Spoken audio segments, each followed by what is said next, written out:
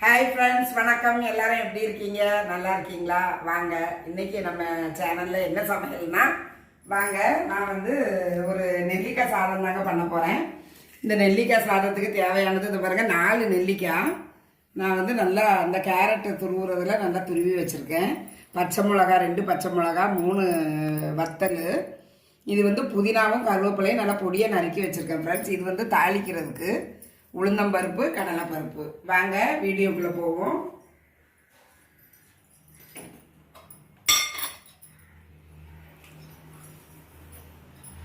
நான் ஸ்டவ்வை ஆன் பண்ணிக்கிட்டேங்க. ஒரு வாணலி எடுத்து வச்சிருக்கேன். அதுக்கு 2 ஸ்பூன் எண்ணெய் ஊற்றிக்கிடுவேன். 1 ஸ்பூன் கடுகு போட்டிருக்கேன்.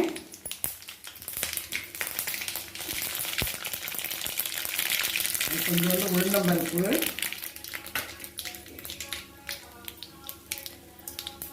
கொஞ்சோண்டு கடலைப்பருப்பு,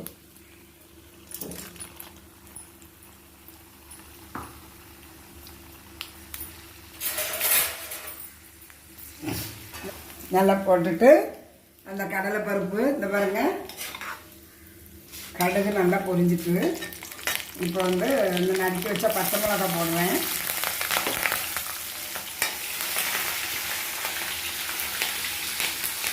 ரெண்டு பச்சை மிளகாய், 2 வத்தலும் பிச்சு போட்டால் நல்லாயிருக்கும் ஃப்ரெண்ட்ஸ்.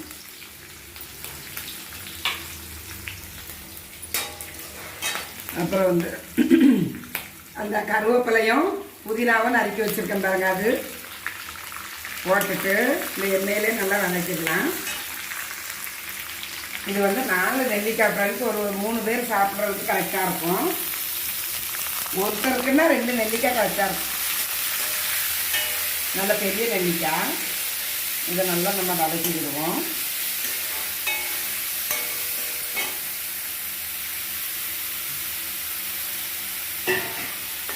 நல்லா வதக்கிட்டேன்.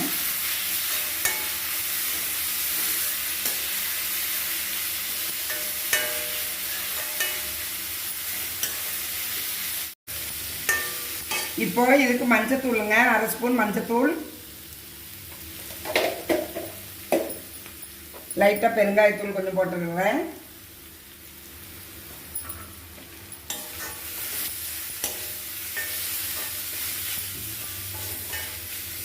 இதுக்கு சாதம் ரொம்ப குழஞ்சிருந்தா நல்லா இருக்காது ஃப்ரெண்ட்ஸ். அதனால் ஓரளவுக்கு லெமன் சாதத்துக்கு மாதிரி தான் அப்படி எடுத்து போட்டு கிண்டினோம்னா இந்த சாப்பாடு ரொம்ப டேஸ்டியாக நல்லாயிருக்கும். இதுக்கு தேவையான உப்பு கொஞ்சம் போட்டுக்கிடுவோம்.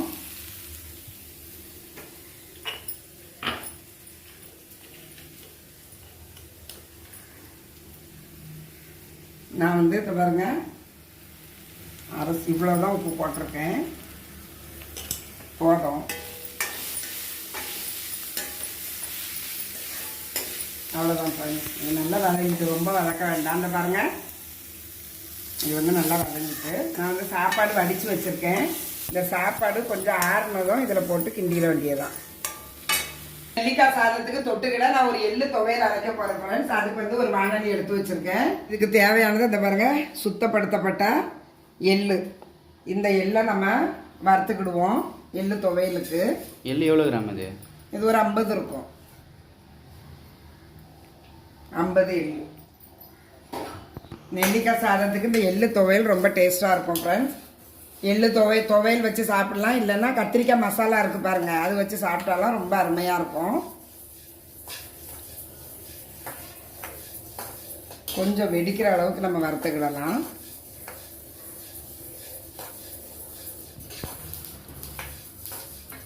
இதுலேயே 2 வத்தலையும் பிச்சு போட்டுடலாம் ஃப்ரெண்ட்ஸ், காரத்துக்கு.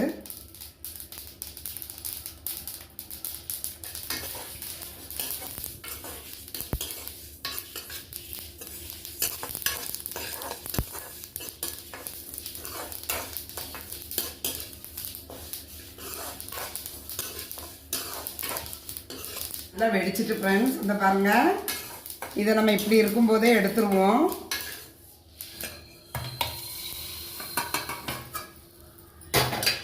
இதுக்கு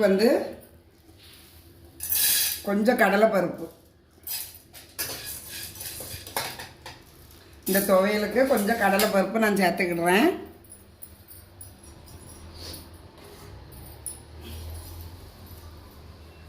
2 வெள்ளைப்பூடு, தோலோடைய 2 வெள்ளைப்பூடு,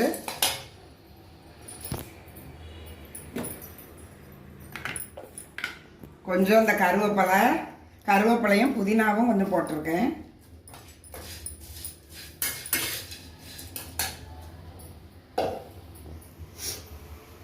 கொஞ்சோண்டு எண்ணெய் ஊற்றிடுவோம்.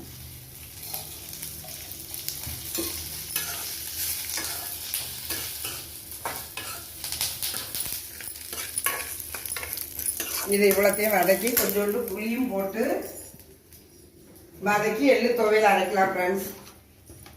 கூடவே இந்த கொஞ்சோண்டு புளியும் போட்டிருக்கேன் ஃப்ரெண்ட்ஸ். அவ்வளவுதான். இது கூடவே கொஞ்சோண்டு ஒரு துண்டு தேங்காய் சேர்த்துருக்கேன் ஃப்ரெண்ட்ஸ். இந்த துவையலுக்கு தேங்காய் கொஞ்சம் வறுத்து போட்டோம்னா டேஸ்ட்டு நல்லாயிருக்கும். அதுக்காக தான் இது இவ்வளவையும் இந்த பாருங்க. இதுக்கு தேவையான உப்பையும் போட்டுக்கிறேன்.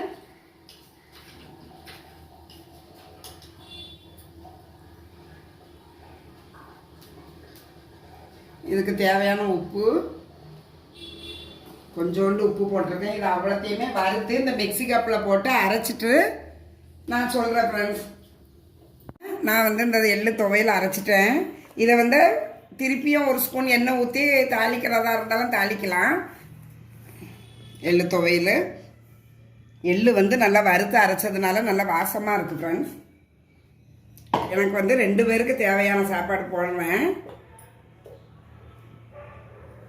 சாப்பாடு வடிச்சிட்டு இந்த நம்ம எல்லாம் வதக்கி வச்சுருக்கோம் பாருங்கள், அது கூட சேர்த்து கிண்டிட வேண்டியதான் ஃப்ரெண்ட்ஸ்.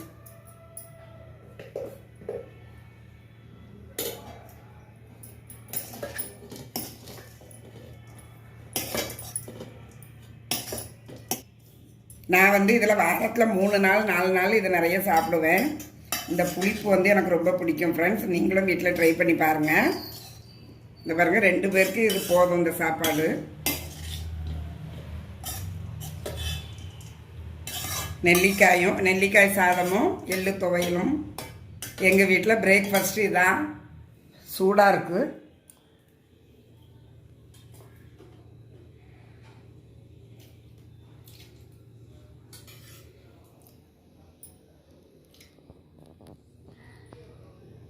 ரொம்ப டேஸ்டியாக இருக்குது ஃப்ரெண்ட்ஸ். இந்த நெல்லிக்காய் சாதமும் எள்ளு துவையலும் எள்ளு வந்து ரொம்ப நல்லா இந்த வறுத்து அரைச்சதுனால ரொம்ப டேஸ்டியாக இருக்குது. நீங்களும் வீட்டில் ட்ரை பண்ணி பாருங்கள். ரொம்ப டேஸ்டியாக இருக்குது. டெய்லி நம்ம குழம்பு, ரசம், சாம்பார் அந்த மாதிரி சாப்பிட்டு அலுப்பாக இருக்கிற நேரத்தில் இந்த மாதிரி செஞ்சு சாப்பிட்டோம்னா நம்மளுக்கு நல்லா சுறுசுறுப்பாக எனர்ஜியாக இருக்கும் ஃப்ரெண்ட்ஸ். தேங்க்யூ, பாய். நம்ம வேறு ஒரு வீடியோவில் மீட் பண்ணுவோம்.